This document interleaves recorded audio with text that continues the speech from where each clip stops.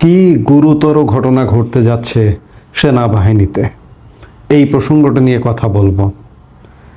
ক্যান্টনমেন্টে বা আমাদের সেনানিবাসে কিছু একটা যে ঘটছে, বেশ কিছুদিন ধরেই নানা মহলে কানাঘোষা চলছে বা শোনা যাচ্ছে। আসলে গণমাধ্যমে না আসা পর্যন্ত সেগুলো আগবাড়িয়ে আগেই বলাটা অনেকটা বেফাস বলা, অনেকটা বিশ্বাসযোগ্যতারও একটি ব্যাপার আছে যে মানুষ এগুলো বললে বিশ্বাস করবে না। ক্যান্টনমেন্টে যে এক বা একাধিক গ্রুপ জেনারেলদের মধ্যে কাজ করছে, এটি বেশ কিছুদিন ধরেই দৃশ্যমান বা কানাঘোষা শোনা যাচ্ছে। এটি নিয়েই ভারতের পশ্চিমবঙ্গের প্রধানতম জাতীয় দৈনিক আনন্দবাজার, যে সে পত্রিকা নয় কিন্তু আনন্দবাজার, শতবর্ষী পুরনো একটি পত্রিকা আনন্দবাজার, একটি গুরুতর খবর দিয়েছে। তারা তথ্যপাত্র ছাড়া, সোর্স ছাড়া এমনি এমনি দেবে এমনটা নয়, কারণ এগুলো আমাদের কানেও আসছে দীর্ঘদিন ধরে, কিন্তু আমরা প্রকাশ করি না বা প্রকাশ করতে পারছি না। আনন্দবাজার প্রকাশ করেছে, তাই বলতে চাইছি যে ক্যান্টনমেন্টে কিছু একটা ঘটছে।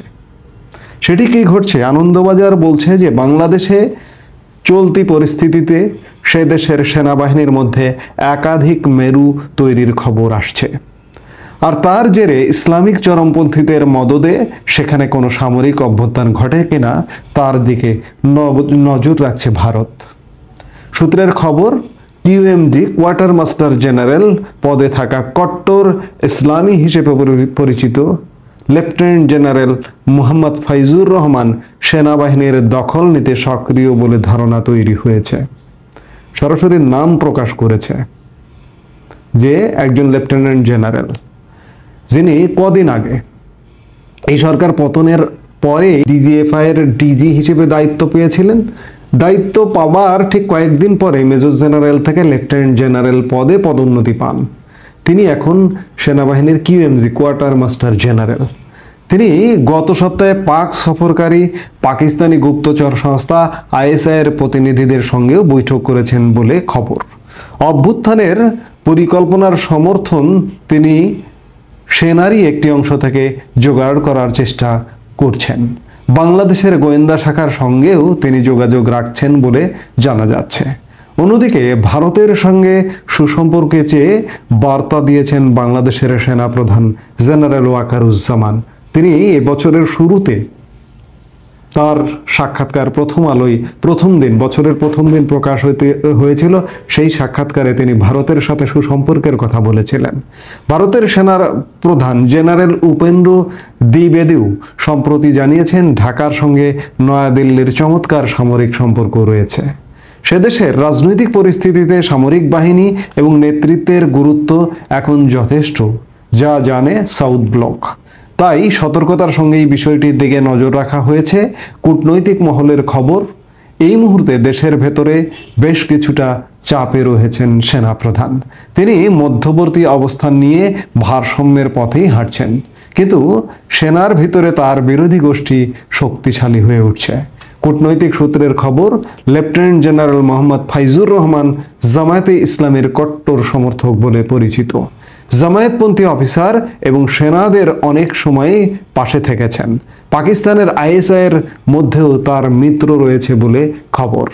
বাংলাদেশের ভারতীয় দূতাবাসে প্রজাতন্ত্র দিবস, গত 26শে জানুয়ারি যে প্রজাতন্ত্র দিবস অনুষ্ঠান ভারতীয় দূতাবাস বাংলাদেশে করে, সেখানে এই ফাইজুর রহমানকে ভারতীয় দূতাবাস ডাকেনি।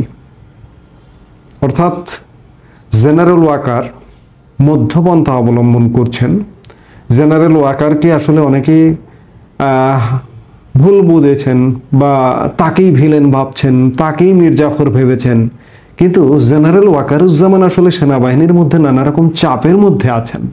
আমি একটি ভিডিওতেও কথা কিন্তু বলেছি।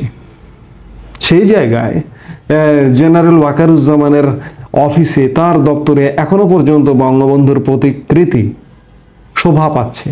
আমি একটি ভিডিওতে কথা বলেছি। সেই জায়গায় এই যে জামাতপন্থী কিউএমজি কোয়ার্টার মাস্টার জেনারেল সরাসরি আনন্দবাজার, এগুলো আমার কথা না, আমি কি কানে শুনেছি, কি তথ্য পেয়েছি সেগুলো বাদ যাক।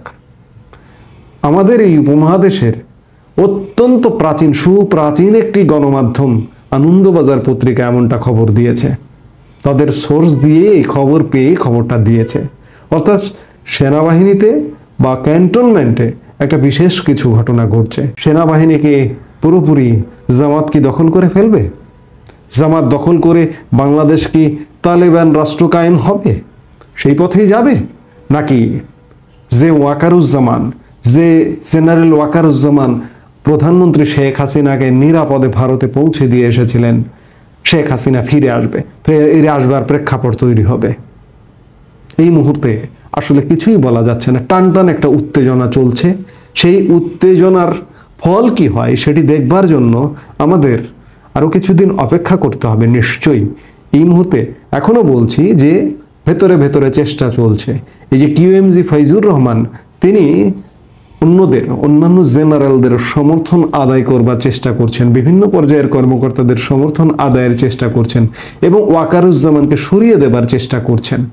এবং ওয়াকারুজ্জামানকে সরিয়ে দেবার ব্যাপারে জামায়াতপন্থীদের উস্কানিও আছে, আপনারা বিভিন্ন মাধ্যমে বুঝতেও পারছেন। কাজেই আমি যেটি বলছি যে আমাদের এই সব কিছু অবলোকন করতে আরো কিছু সময় অপেক্ষা করতে হবে।